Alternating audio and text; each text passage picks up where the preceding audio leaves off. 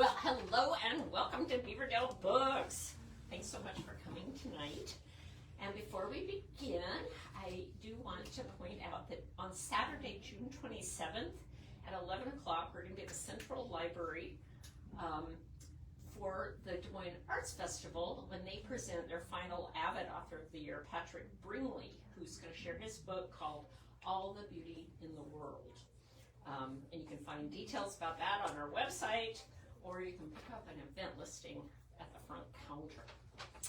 The Baseball War Series chronicles professional baseball's most turbulent years, the battles behind the box scores that forged the modern game.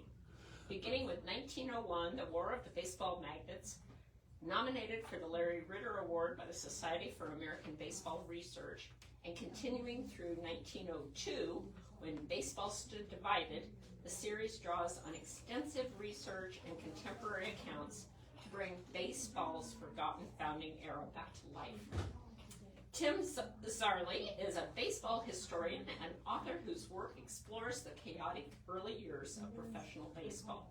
When leagues collapsed, magnates schemed, and the future of the game swung on a crooked hinge. He grew up in the Midwest, graduated from Drake University, and played shortstop for the last place South Des Moines Little League Dodgers. Fast on his feet, good with the glove, and relatively weak with stick. It's his words, not mine. He says his one home run didn't win the game, but it gave his team one more inning. And joining the conversation is baseball historian John Lipa, Professor Emeritus of History and Political Science at DMAC. A lifelong baseball card collector, John owns an extensive collection of cards and memorabilia representing Iowa's 222. 227. When did that get changed? Talk to the kid in West Des Moines and talk to the kid from Indianola. Major leaguers, featuring Iowa's 7 Hall of Famers, and has published numerous articles on Iowa baseball history. So please join me in a very warm welcome for Tim and John.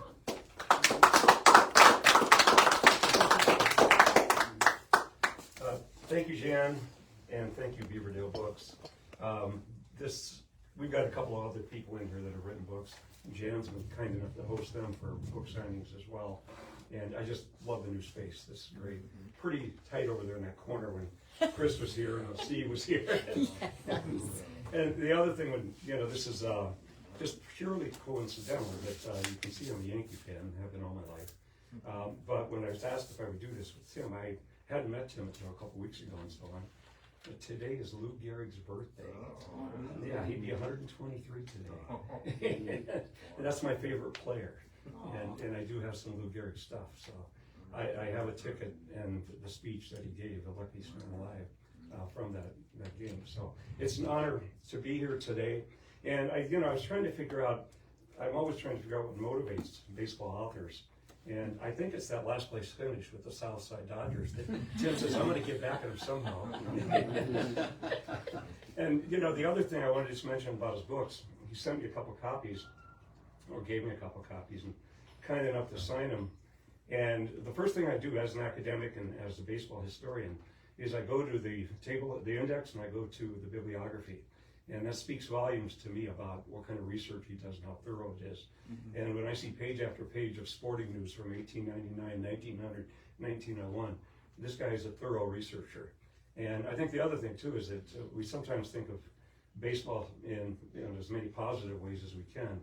But a lot of what he writes about in his book is also the intrigue, the bickering, the anger, the politics. And the other thing I look for when I went through Tim's books, I go through the index looking for connections to Iowa, and he's got a couple of great stories in there, and I'll just open up my comments and then I'll ask Tim a couple of questions. But one of the stories he's had in there is that around the turn of the century, there were a lot of small towns here in Iowa that had town teams.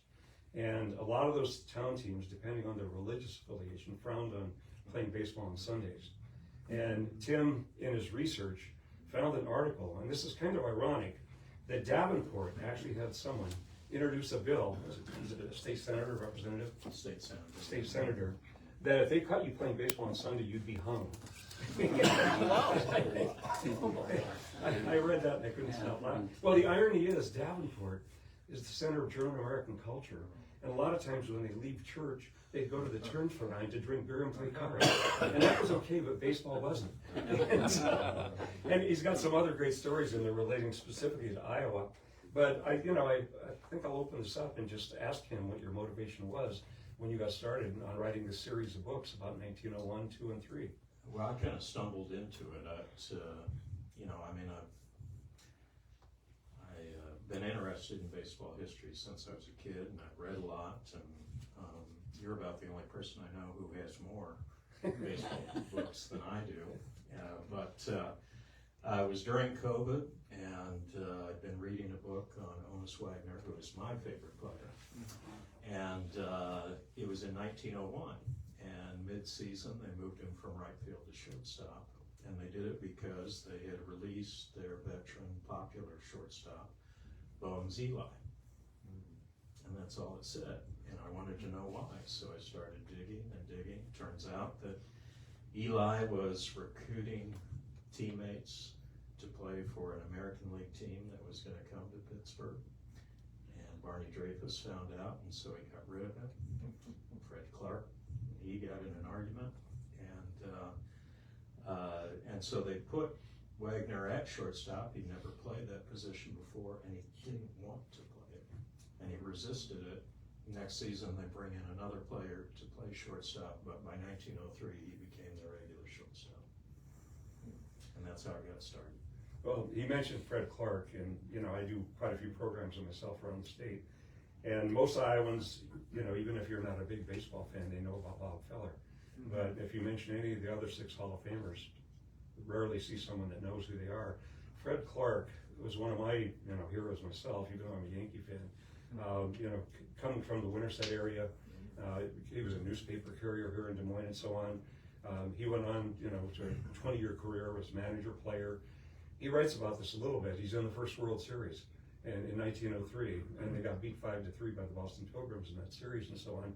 But he turned out having a terrific career, and I think you can make a pretty good argument that he contributed, and this is not putting Feller down in any way, but that Fred Clark, to the early game of baseball, offers a lot of great things. And one of in collecting cards and memorabilia and so on, oftentimes if I'm looking for something with Fred Clark on it, usually right next to him in a picture, whether it's a postcard or a picture, is Honus Wagner. So you end up paying Honus Wagner prices for Fred Clark. And there's some far worse than that. But, specifically, why those early years? I mean, you gave part of the reason there about Honus Wagner being your favorite player, but you talk a lot about the politics and the intrigue that goes on between the managers and the owners and so on. And, some of these guys are throughout your book, so. Well, my start in baseball came when I was 8 years old, and my dad took me to sign up for Little League Baseball at St. Anthony's Church on the south side of Des Moines. And we got there, and we'd been in line for, about a half hour, and all of a sudden my dad gets this strange look on his face, and he says, "I think we're in the wrong line." Turns out we were in the line for a confession. So that's how I got my start. But I played Little League Baseball, and when I was about 10, 11 years old, we took a trip to the Black Hills, and my dad had given me this book on the Hall of Fame. And all it was short profiles of all the players that were in the Hall of Fame, and I read it cover to cover, and I was hooked. Something about players from that era that they were different. They had a certain amount of color to them. There was something real about them. And so I've stayed interested in it. And when I started doing the research, I just started seeing more and more of those stories. And I couldn't put it down. I started writing. Next thing I knew, I had a book. I really did it more as a passion project to see if I could do it, and I published it, and then I got nominated. At that point, I thought, well, maybe I need to take this a little more seriously. And so, since then, I've been trying to develop my craft and improve as a writer, and just starting to venture out into the bookstores. And all this started just before COVID? Right when COVID started, I was, at home all the time. And can we all say prolific writer? He's cranked out a lot of great stuff. How do you do your research? You talked a little bit about that in the email with me. Yeah, I start mostly with Sporting Life, because what I like about it is Sporting Life, basically they had correspondents in all the major cities, and they'd collect articles from across the country, and it'd come out weekly. So that kind of gives me, different perspectives, and I find something, and if it interests me, I'll log on to it, and then through newspaper.com, I go into the local newspapers and try and find a little bit more. He goes into the local newspapers. He sent me an email about Charlie Dexter. And I knew who Charlie Dexter was, minor league player, and we had this get together with a bunch of baseball people at Ritter Place a couple weeks ago. And there are a number of baseball players buried in Woodland Cemetery, and Charlie Dexter's one of them. And tell a little story about Charlie Dexter that you have in your book. Well, it's not in my book yet. It's coming. I can read the email. It's coming, but he played third base for the Chicago Orphans in 1901, and he went on and played other places. In fact, in 1901, it's not in the book, but the American League was thinking about going into Louisville, and he was so well liked in Louisville that he'd gotten permission from the president of the Chicago club, James Hart, that if they had a club, he could leave and he'd go manage it. Well, American League didn't go to Louisville, so he stayed in Chicago. But by 1905, he was playing for the Des Moines team, and they won the Western League Championship that year. What was the Des Moines team called? Back then it was the Hawkeyes. I was waiting. They were the Prohibitionists, the Undertakers. Steve over here can give you play-by-play blow. A lot of different names. But they played the Milwaukee team, and actually both teams had the same owner. But they played them in a year-end championship series, and after one of the games, or after the series, Charlie Dexter went out with one of the players from the Milwaukee team, and they'd been hitting all the bars, and at the corner of 7th and Walnut, they got in an argument over a taxi cab or a taxi fare, and Charlie Dexter ended up stabbing the Milwaukee player. Yeah. The article that you sent wasn't conclusive. Did he die that day? No, in fact, he did recover, and he didn't even want to press charges because they were friends. They just were a little overserved. They took their baseball to heart. Yeah. But every time I go by 7th and Walnut now, that's all I think about. You said you wrote 1901, and you got 1902 here. What was it? Was your job not complete when you finished 1901? What compelled you? You're working on a trilogy, and it's going to be a lot of research, a lot of pages. And is there a 1904 in that? Well, in the process, I got kind of hooked on the research, and so I've done research all the way through 1907. But to tell the story of the war between the American and National League really takes 3 years, and I'm working on 1903 right now. I finished the research. I'm starting to write it. But it took until then for the two leagues to find peace, and the working title I have right now is 1903 Baseball's Fragile Peace, because while they had a peace, they couldn't quite figure out how to coexist peacefully. And they do get to a World Series in 1903, but there's still a lot of fighting that goes on after they have their peace agreement. So. Do we want to take a few questions, Jen? Sure, absolutely. Why don't we just open up, Steve? How do you get access to the Sporting Life? Because that might come in handy to with what I do. I go through SABR, their research materials.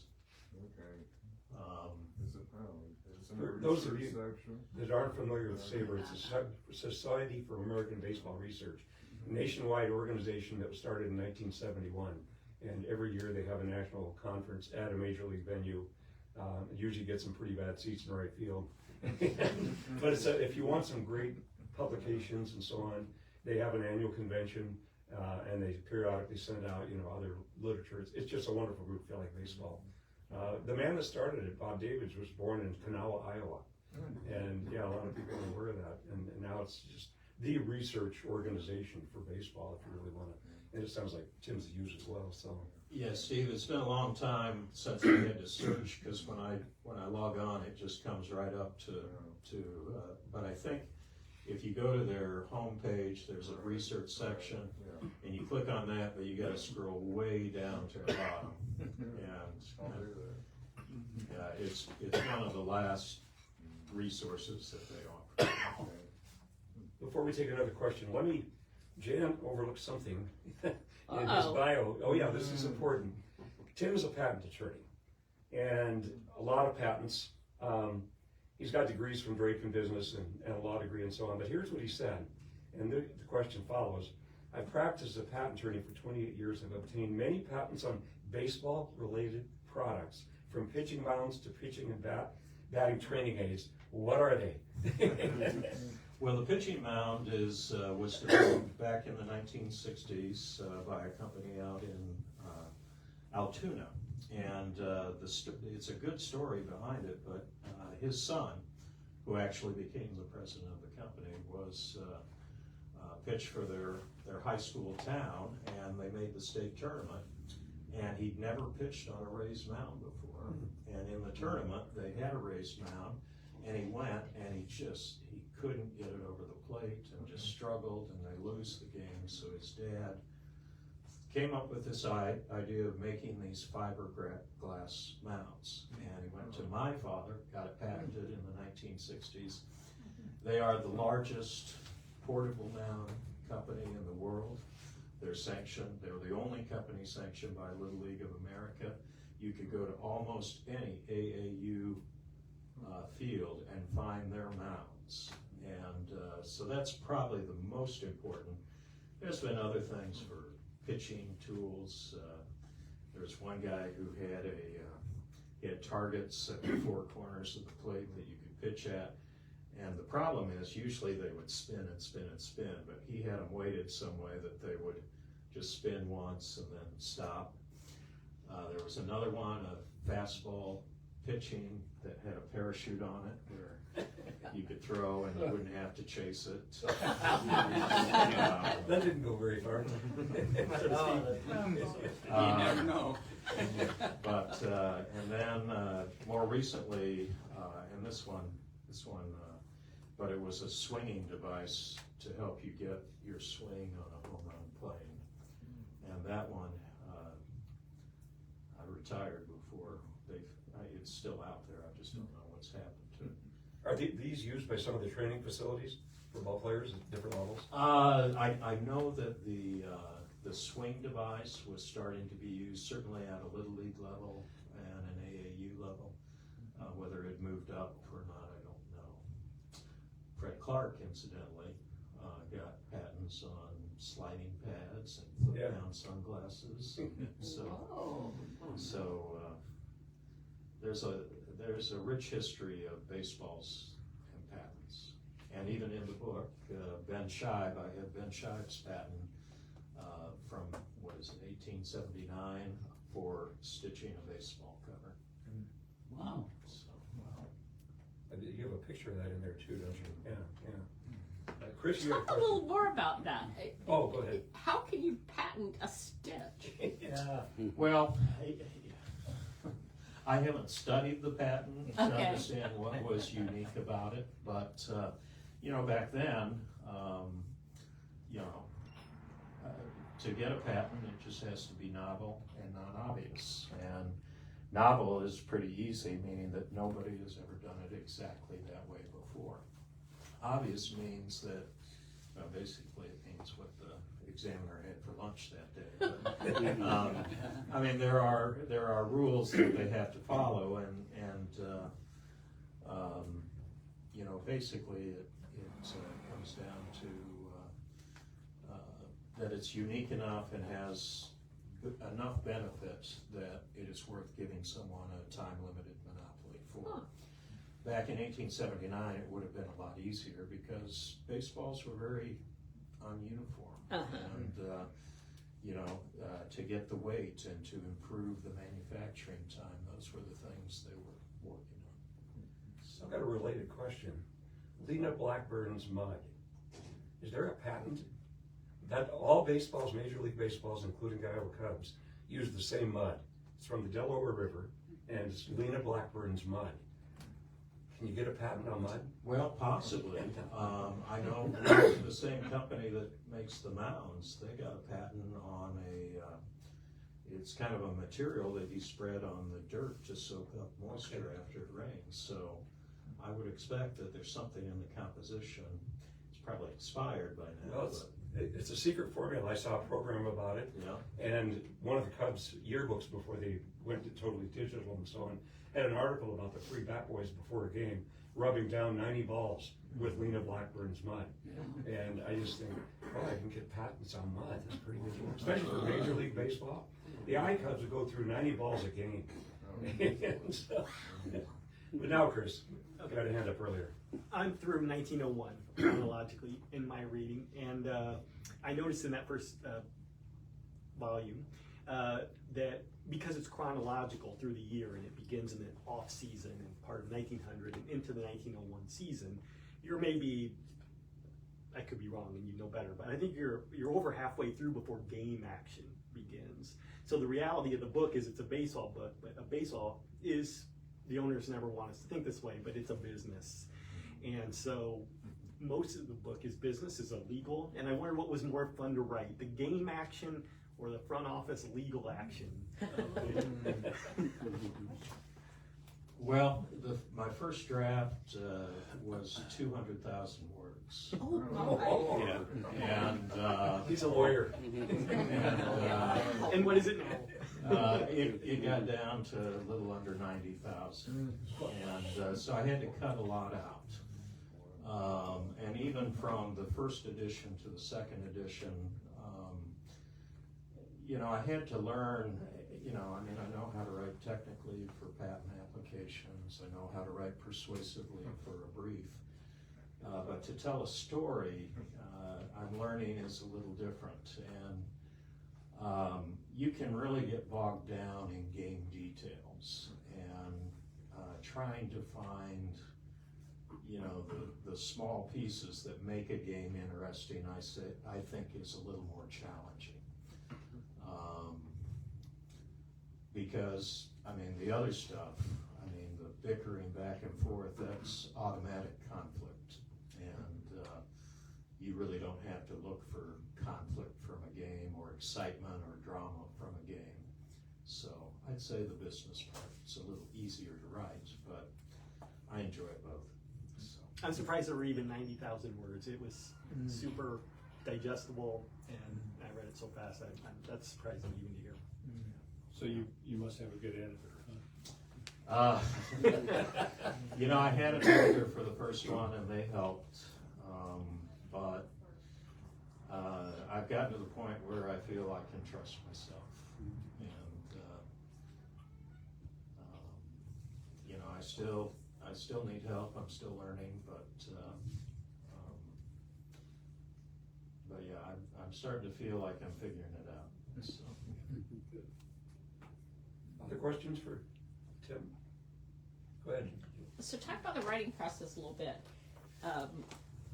Did you have an outline? Did you just sit and write? Just seat of the pants, or? It depends which book. Okay. You know, I started with 1901 just writing issue by issue from Sporting Life, and I just take the articles and type stuff up, and then I tried to bring it all together and you know, just kind of figured it out by the seat of my pants. Uh-huh. And with the second one, it may have started that way a little bit, but you know, with the feedback I started getting from the first one, that it was interesting, but it dragged in parts that, you know, I needed to start to think more about what is the book about, you know, the theme, and even within the chapters, what's the purpose of the chapter, and how do I end it so that you want to read the next chapter, Right. things like that. So the second book, in my opinion, you know, I do that much better than the first, although I did go back and rewrite the first book. Uh-huh. So, and the third book, I am working with an outline loosely, and but I'm finding it changes a lot. But I'm, in fact, right before I came here, I was working on chapter 6, and it is all new. So, and it's a new part of the outline, because I'm just finding that material doesn't fit in what I originally had. So, but you know, starting with that big theme, and I mean, I do identify what the big turning points are. And 1901, for me, it was, that surprised me, there was a third league. I always thought it was just National League and American League, but there was a third league. It's a national association. They planned to be the rival of the National League, and they were going to move into the American League cities, and that's why the American League had to expand east into Baltimore and Washington, because they were losing their cities. And everyone thought that they'd stay under the National League shadow, but I'll let you read the book as to why that didn't happen. But that was one turning point. The second was a lawsuit against Napoleon Lajoie, where they finally took players to court for jumping contracts. And first, the Phillies lost the contract in 1901, and then the Pennsylvania Supreme Court overturned it, and he was enjoined from playing with the Athletics in 1902. As a lawyer, that was fascinating for me, because I'd always known about that he was enjoined, but I didn't know why or how. So I was fascinated by that. And then in 1901, the third part was how violent the game was. And umpires were just getting beat up and leaving the field all bloody and bruised. And I never knew that players were expelled from the American League. So that was a surprise to me. You know, in your trilogy, is there kind of an end game?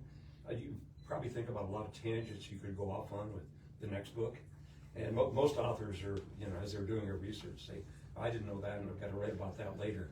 I mean, you've got kind of a theme that runs through these first 3 books.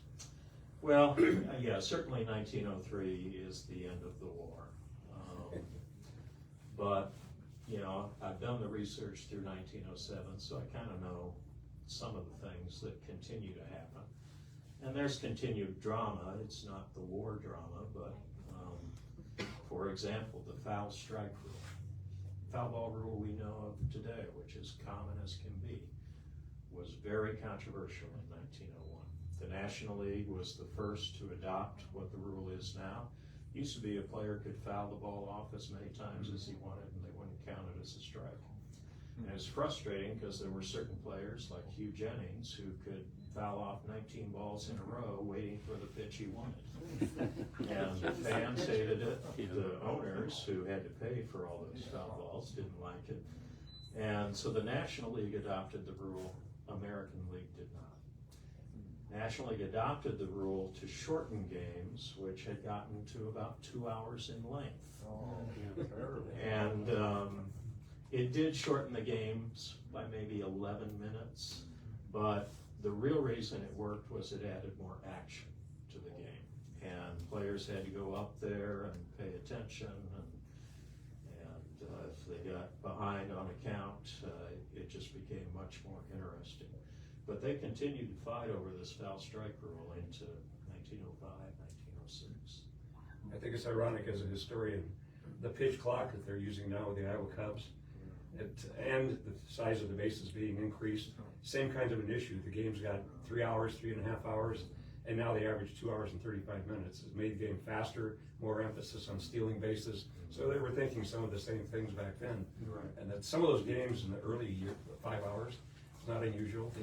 Scores would be 110 to 8. Well, when you read about early town ball and you read about, some of the early clubs in the 1860s and 70s, the Cincinnati Red Stockings, when they played their first 21 games, they won a lot of games of over 100 runs, and they were lopsided, 110 to 8 or whatever it might have been. They only had 1 or 2 close games, but it was a different game. It was 45 feet to the pitcher's mound, underhanded. The batter could request where he wanted to pitch. The umpire stood off on the side. So the game evolves and changes, and I think for the most part, I don't like some of the changes, but a lot of them are pretty good. But it's interesting you're talking about that in the early part of the 1900s. Same thing, a lot of audiences, they don't like a 3-hour game or a 3.5-hour game. They like a 2 hour and 35-minute game. Steve? Did you get into the gambling issue at all? Because I knew that was a big problem in the late 1800s, early 1900s. I mean, I mention it at times, it comes up. I know that the problem was more the gambling in the stands. Right, yeah, right. But players, I mean, Jimmy Callahan in, it's either 02 or 03, was so confident the White Sox were gonna win the pennant that he bet $500 and another $2,000 of his teammates' money that they would win. And it was common, frowned upon, but common that they did that. So it's hard. I mean, I know Pete Rose did things differently, but Ty Cobb bet on baseball, and so I'm very forgiving. One thing I would like to add about the foul strike rule is that the National League had adopted the rule, as well as a rule that if a player got hit by a pitch, he wouldn't get the base, they'd just call it a ball. And they adopted that at their March meeting, and everyone was upset about it. There was tons of criticism, and so on the eve of the 1901 season, the National League held a mail vote or a telegram vote, and that made the vote difference. It had to be unanimous, and they overturned the hit by pitch rule, and it remains the same as it is today, or it reverted to what it is today. But the foul strike rule, 7 teams voted to rescind it, and the one person who did it was James Hart, president of the Chicago Orphans. And because of his one vote, we still have that rule today. Okay, I got a question.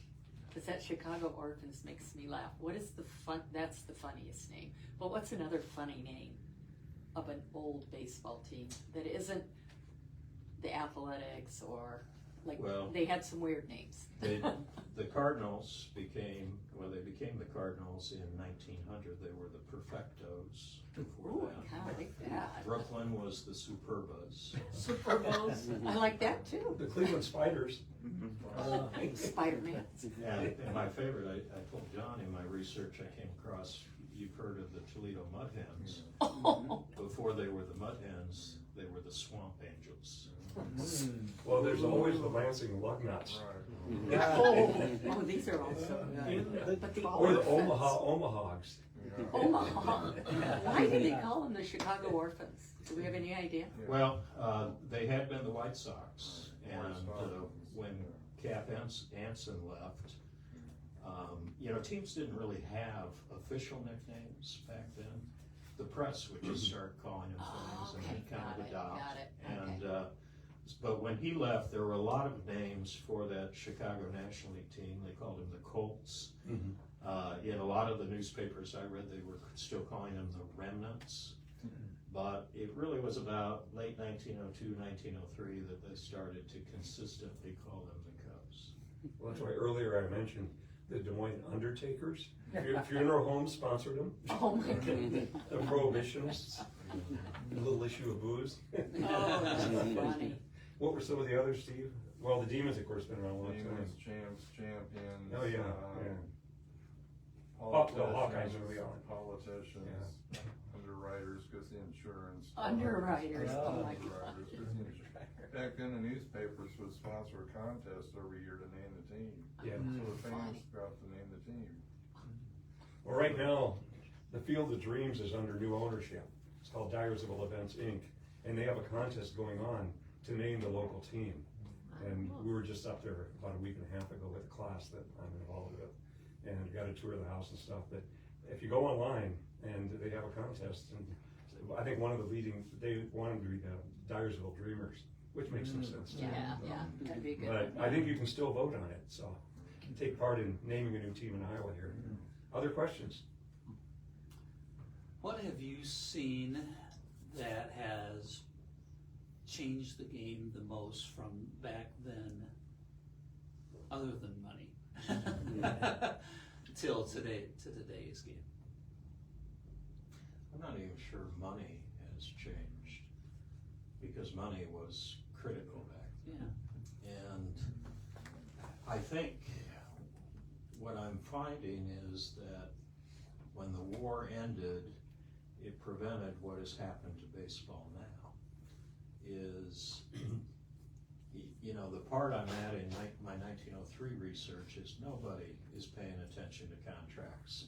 Players are just going where the highest offer is, and there's really nothing anybody can do about it. And through this lawsuit, you know, the real value was in joining a player from playing with another team. And for long, you could get money damages, but for a long time I didn't understand why money damages weren't enough, until I read a line that when you needed a shortstop in July, money damages don't help you very much. Right. So, but when the war ended, they were able to hold on to their players.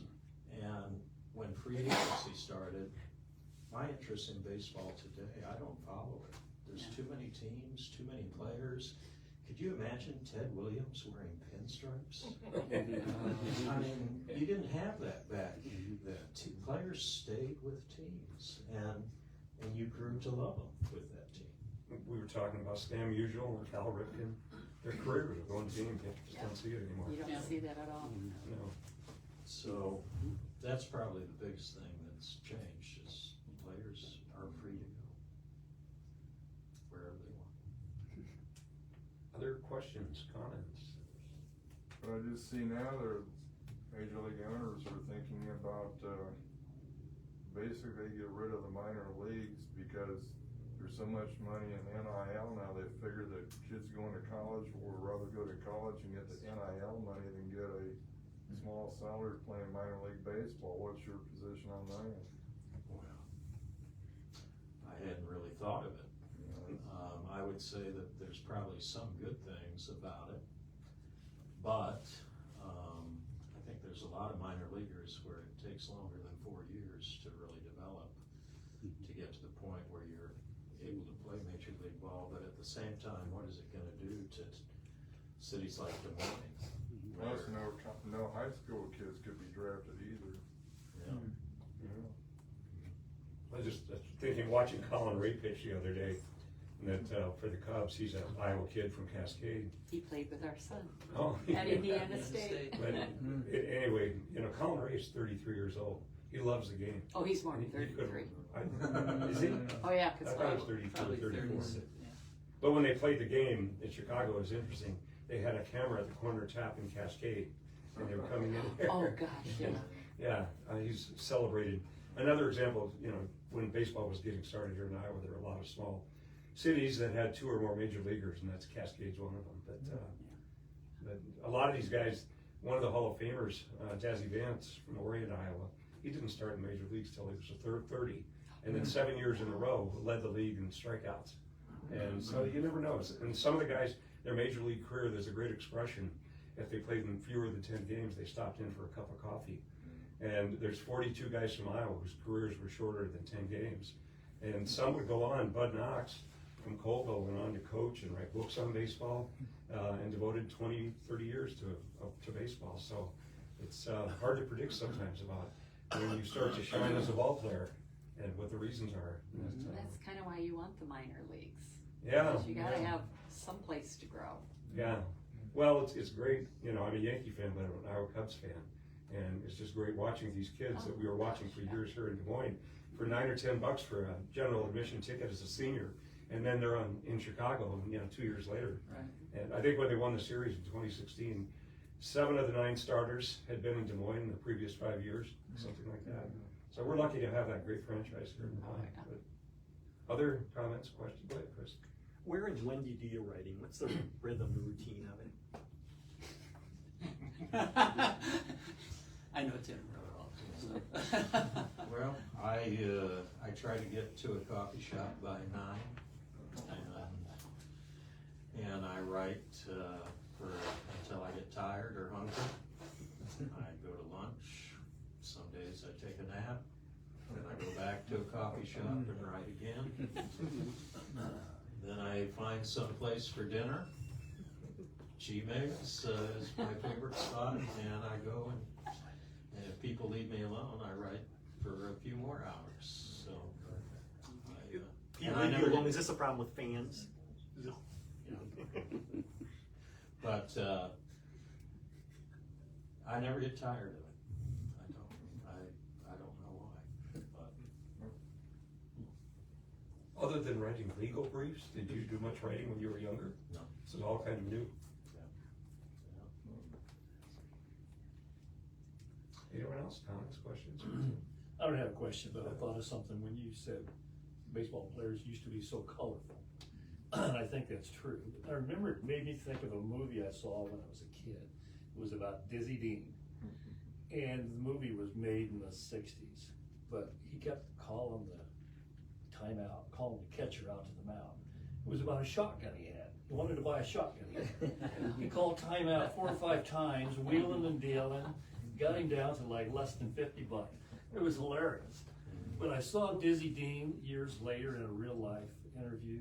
He was an old man, but he said when he got to $12,000, he thought he was at the top of the world. His pay was $12,000.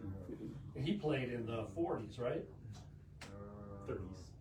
Yeah, 30s. Into the late 30s. Yeah. had you heard that story, Chris?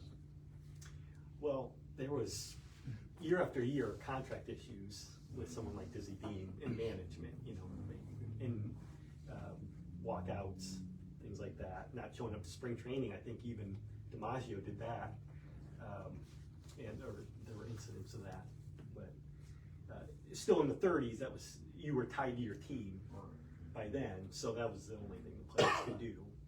But I think he was the highest paid player after, sort of, when Ruth was done, because it called shots in 32, and Ruth's last game's 34, and Dizzy Dean kind of did supplant him as Well, the even next as an big old star. guy, he was still quite a character Yeah, in that interview. Died in the early 70s, Yeah. I believe. I was commenting with Kevin before we started that when the 27 Yankees beat the Pirates 4 games to nothing in the World Series, they went barnstorming, and they were here in Des Moines, and they played, a team at the ballpark, and then they would go up to Sioux City. But Lou Gehrig in 3 weeks of barnstorming made more money than they did the entire season. Arguably the best team that ever played. So it doesn't, they weren't getting paid what they were worth. And, so.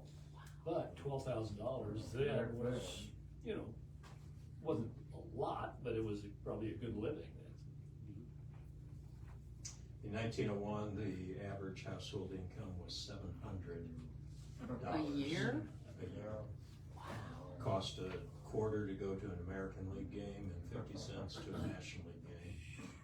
And before the war, the maximum salary a player could be paid was $2,400. Well, related, when the 1869 Cincinnati Red Stockings were put together as the first all-professional team, one of the players that was put on that team was Calvin McVeigh from Northwest Iowa. And I dressed in a replica uniform to honor him. But his father had to sign a contract because he wasn't of age, he was 18. And the contract was $800, and then the average family lived on less than $500 a year. And so he was in heaven getting $800. The top salary on that team was George Wright, arguably the best player in the country at the time, $1,400. And so, and they revolutionized baseball. I mean, that's how important they were. I came across a small article that John McGraw's first contract with his minor league team was paid room, board, and a new cigar every game. Go ahead, Chris. anything in that era on education level along those lines? Like, wasn't Chrissy Mathewson maybe was a college grad, but otherwise almost no It education. does talk a little bit about college boys. Most were not, although the college game was very popular back around that time. And you were talking about spring training earlier. You know, a lot of players wouldn't go to spring training because they were coaching college teams. Cy Young coached the Harvard team. I can't remember which year, but Boiler Clark, who was the catcher for Washington, refused to show up even for the beginning of the season because he was still coaching Navy and was getting $100 a month, which was better than he got with Washington. I think I actually heard that even right now, that's a very low number. The number of major league players, like, I mean, some play in college, but the ones with an actual college degree, it's a very small number. Well, it's interesting, two of the Hall of Famers from Iowa were instrumental in getting their players to go to spring training, Cap Hansen and Fred Clark. Fred Clark would take them down to Arkansas and so on. But you're right, the team, they all would never show up.